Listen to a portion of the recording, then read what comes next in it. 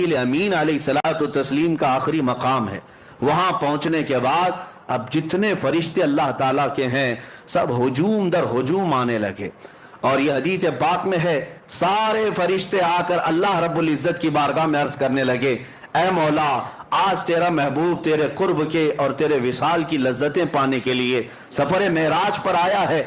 इससे बेहतर मौका हमें नहीं मिलेगा, एक बार तेरे हबीब के दीदार का मौका अता किया जाए। अल्लाह रब्बुल इज्जत की तरफ से मलए आला तमाम फरिश्तों को इजाजत दी गई।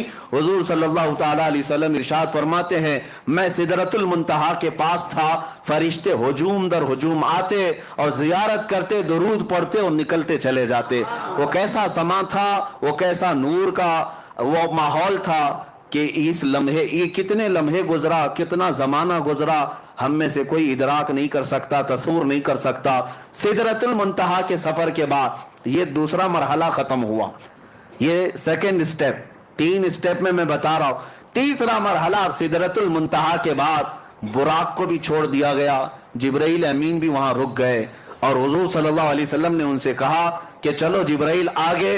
तो जिब्राइल कहने लगे, लौ दनौ तो अनमुलतन, अगर मैं एक राई के दाने के बराबर भी आगे बढ़ जाऊं तो अल्लाह की तजल्ली से मेरे पर जल जाएंगे।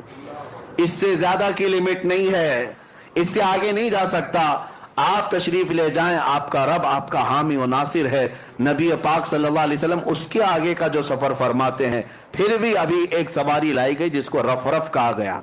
रफ ये बुराक से भी कई हजार दर्जे तेज रफ्तार, बुराक से कई हजार दर्जे तेज रफ्तार। उसमें जब नबी पाक सल्लल्लाहु ताला अलैहि वसल्लम सवार हुए तो जहां तक जिब्राइल की नजरें जाती थी वहां तक रफ गया।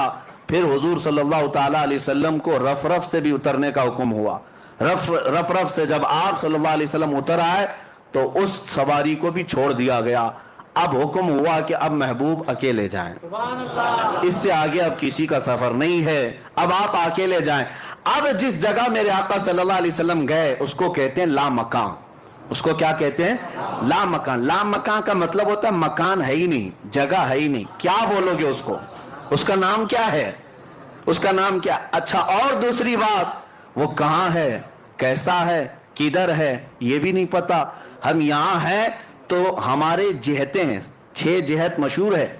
जिहत किसको कहते हैं? डायरेक्शंस को, एक सामने, एक पीछे, एक दाएं, एक बाएं, एक ऊपर, एक नीचे, इसको जिहत कहते हैं। सामने होना, पीछे होना, दाएं होना, बाएं होना, ऊपर होना, नीचे होना, ये जिहत है, ये सिमत है। नबी पाक सल्लल्लाहु ताला अलैहि वसल्लम जहां तशरीफ ले गए वहां कोई जिहत ही नहीं, कोई जिहत नहीं। वहां सामने भी नहीं कह सकते, पीछे भी नहीं कह सकते, दाएं भी नहीं, बाएं भी नहीं, ऊपर भी नहीं, नीचे भी नहीं। ये सिर्फ मकान में होता है, ला मकान में नहीं होता। ला मकान में जिहतें नहीं होती। इसी को आला हजरत फरमाते हैं, खिरत से कह दो कि सर झुका ले। खिरत कहते हैं अकल को, अकल के घोड़े दौड़ाने वालों, खिरत से कह दो कि सर झुका ले। यहां जिहत को पड़े हैं लाले, यानी जिहत जो है सिमत, उनको खुद ही नहीं मालूम। आला हजरत फरमाते हैं यहां जिहत को पड़े हैं लाले, किसे बताएं किधर गए थे? नबी पाक सल्लल्लाहु ताला अलैहि वसल्लम किधर गए थे, कौन बताए? इधर गए थे कि उधर गए थे, उधर गए थे कि इधर गए थे? आला हजरत फरमाते हैं इधर उधर भी मकान में है, ला मकान में है ही नहीं। ला मकान में इधर उधर भी नहीं, यहां वहां भी नहीं, बल्कि वो ला मकान है।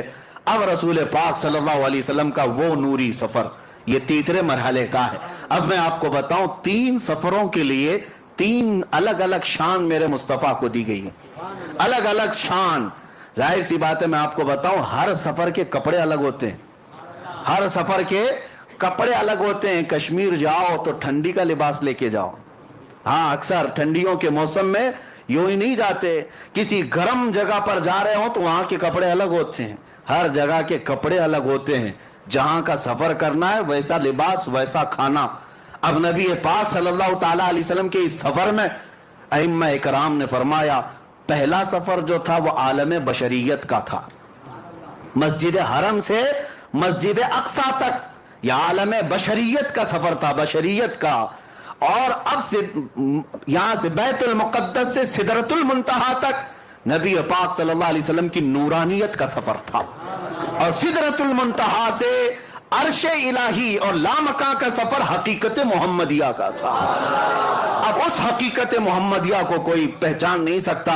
बशरियत भी मेरे आका में है, नूरानियत भी मेरे आका में है, और हकीकत भी मेरे आका में है। और हर जगह का लिबास अलग है, और हर जगह की मेराज हुई। हर जगह की मेराज किसे कहते हैं? उरूज को, बुलंदी को।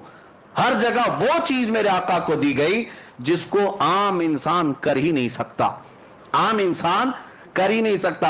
बशरियत में मेरे आका को ऐसा ले जाया गया कि मस्जिद हरम से मस्जिद अक्सा तक का सफर कितने छोटे लम्हे में कराया गया। क्या कोई ये बशर कर सकता है? यह आलम बशरियत की मेराज थी, और यह भी मौजज़ा है। अब बैतुल मुक़द्दस से सिदरतुल मुंतहा का सफर, यह नूरानियत का सफर है, और वो सफर भी कोई फरिश्ता भी नहीं कर सकता।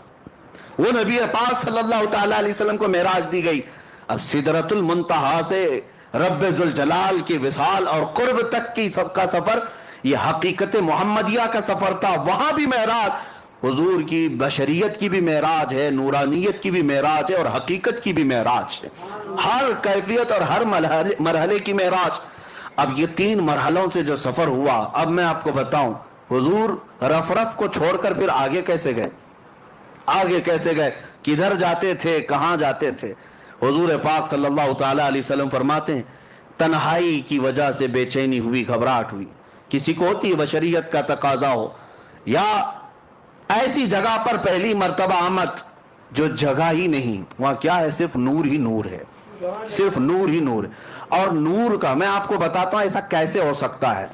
लोग सोचते हैं ना, ऐसा कैसे हो सकता है कि आप कह रहे हैं दाएं भी नहीं, बाएं भी नहीं, आगे भी नहीं, पीछे भी नहीं, ऐसा कैसे? नूर का यही खासा है, नूर का यही खासा, इसकी स्पेशलिटी यही है। मैं अभी पूछता हूं, मस्जिद में लाइट लगी हुई है, लाइट तो ऊपर है, उजाला यहां है। अब मुझे बताओ, ये उजाला सामने है कि पीछे है कि दाएं है कि बाएं? उजाला किधर है? कोई कह सकता है? आप कहेंगे नीचे भी है, ऊपर भी है, दाएं भी है, बाएं भी। नहीं, मैं कहता हूं एक जगह बताओ, एक जगह बताओ, ये उजाला कहां है? तुम्हारे सामने है कि पीछे है कि दाएं है कि बाएं है? आपको मजबूरन कहना पड़ेगा, ये उजाले की कोई सिमत ही नहीं होती, ये उजाले की कोई जिहत ही नहीं होती, इसका डायरेक्शन नहीं, ये फैला हुआ है। नबी पाक सल्लल्लाहु अलैहि वसल्लम जिस लामकाम में गए थे वो नूरुन अला नूर है, वहां कोई सिमत नहीं थी। अब नबी पाक सल्लल्लाहु तआला अलैहि वसल्लम जब आगे बढ़ने लगे फिर रुक गए, आगे बढ़ने लगे फिर रुक गए। सुनो, अब ऐ महबूब अब रुक जाएं, आपका रब खुद करीब आ रहा है। ये अब मोहब्बत के तकाज़े, अजमत के तकाज़े, मैं आपको बुलाया हूं बिला तशबीह व बिला तमसील, जहनों को करीब करने के लिए कह रहा हूं। आपसे मैं मोहब्बत करता हूं, बुलाया मैं अपनी जगह पर, अपने घर पर, कासिद भी भेजा, सवारी भी भेजा, आप आए मेरे घर।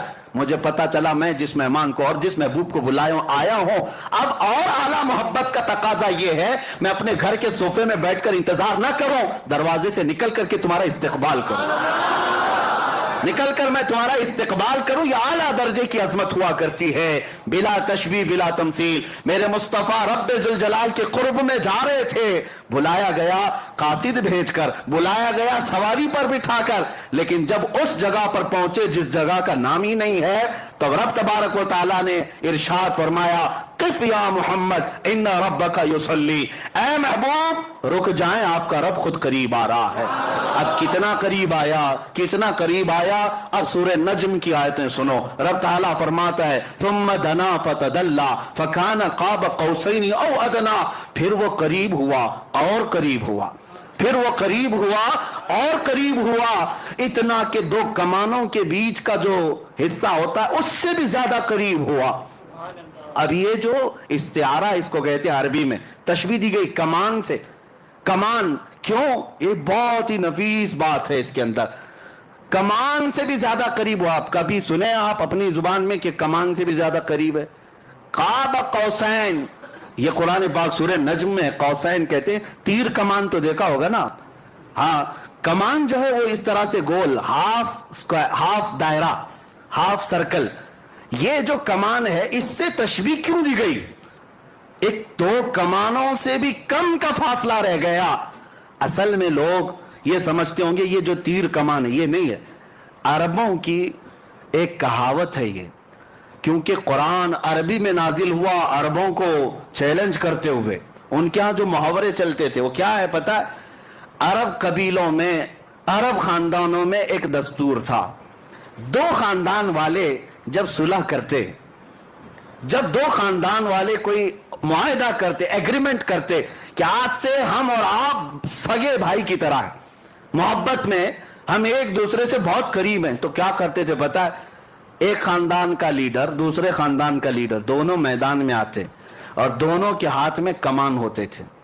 توجہ سے سنیں، دونوں کے ہاتھوں میں کمان ہوتے اور تیر بھی ہوتے، دونوں محبت کا ایگریمنٹ کر رہے ہیں، دو خاندانوں میں جب صلح ہوتی اور محبت کا معاہدہ ہوتا تو یہ کرتے، دونوں کمان لے کر کے میدان میں آتے۔ اب کیا کرتے؟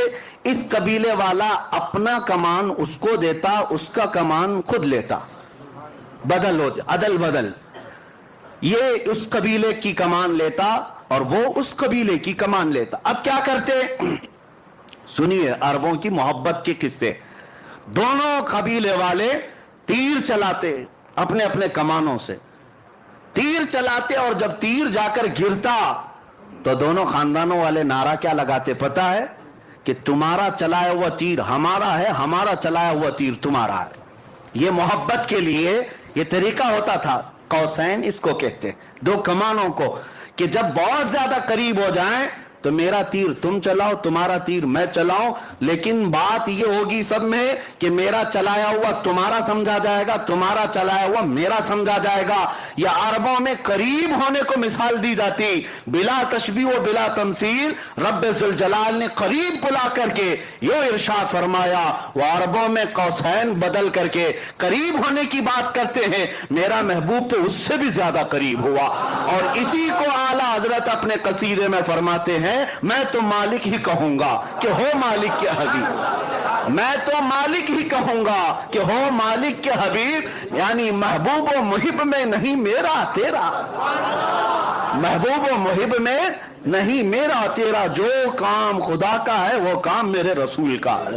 اور قرآن میں بھی ہے، جو رسول نے فرمایا اللہ فرماتا ہے یہ میرا کام ہے۔ تو یہ قرب کے لیے کہا گیا، اتنا قریب میرے آقا تشریف لے گئے۔ اب میں آپ کو بتاتا ہوں اس کے بعد کیا ہوا، اس کے بعد کیا ہوا۔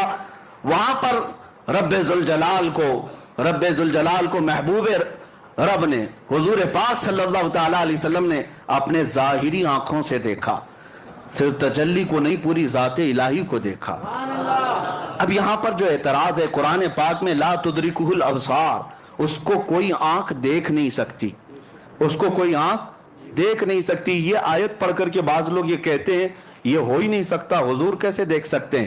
لیکن میں ان سے کہتا ہوں اس آیت میں اللہ نے یہ نہیں فرمایا کہ میں عطا کروں تو بھی نہیں دیکھ سکتا، یہ تو نہیں فرمایا۔ کوئی آنکھ نہیں دیکھ سکتی یقین ہے، لیکن وہ خود کسی کو طاقت دے دے تو ممکن ہے، ممکن ہے مولا کریم۔ اب میں آپ کو اسی بحث کی طرف لے جاؤں گا، پہلے اس معراج کے واقعے کو کمپلیٹ کرتے ہیں کیونکہ یہ ہمارا دستور ہے، پورا آپ سن لیں۔ قریب اتنا ہوئے، اب اس کے بعد کتنی دیر رہے، کیا باتیں ہوئی، یہ محبوب و محب کے راز ہیں۔ فَأَوْحَا إِلَىٰ عَبْدِهِ مَا أَوْحَا، قرآن میں یہ ہے کہ اللہ نے اپنے حبیب پر وحی کی جو وحی کی، خود رب تعالیٰ نہیں بتایا۔ قرآن میں ہر چیز بتائی گئی ہے، لیکن وہاں اپنے حبیب کو کیا باتیں کی اللہ فرماتا ہے فَأَوْحَا إِلَىٰ عَبْدِهِ مَا أَوْحَا، اپنے بندے خاص سے جو باتیں کرنی تھی کر لیا، رب ہو گئی باتیں۔ اب اس کے بعد رسول پاک صلی اللہ علیہ وسلم ارشاد فرماتے ہیں اللہ عز و جل نے اپنے دست قدرت کو میرے سینے پر رکھا، جس کی ٹھنڈک میں نے اپنے دل میں محسوس کی، اور اس کے بعد میں نے زمین و آسمان کی ہر چھپی ہوئی چیز کو دیکھ لیا، ہر شے میرے سامنے عیاں ہو گئی۔ پھر اعلیٰ حضرت اسی کو فرماتے ہیں یا رسول اللہ، سر عرش پر ہے تیری گزر، در فرش پر ہے تیری نظر، ملکوت و ملک میں نہیں کوئی شے وہ جو تجھ پہ عیاں نہیں، اور کوئی غیب کیا تم سے نہاں ہو بھلا، جب نہ خدا ہی چھپا۔ سب سے اعلیٰ دنیا میں کوئی چیز آپ کو لگتی ہو تو آپ اپنے اپنے حساب سے عقل سے سوچتے ہوں گے آسمان سب سے بلند ہے فلاں اس سے، لیکن پوری کائنات کو بنانے والا رب العالمین ہے۔ اس رب العالمین کو جب رسول پاک نے اپنی آنکھوں سے دیکھ لیا، خدا دیکھ لیا، تو پھر خدائی کیا رہ گئی؟ خدا کو دیکھ لیا تو پھر خدائی کوئی چیز باقی نہ رہی، سب دیکھ لیا میرے آقا صلی اللہ علیہ وسلم نے۔ اب رب العالمین کے جلوے خاص سے جب آنا تھا تب واپس ہوئے، اور کتنے سال تھے، کب آئے، یہ نوری سفر ہے، اس میں کوئی بتا نہیں سکتا۔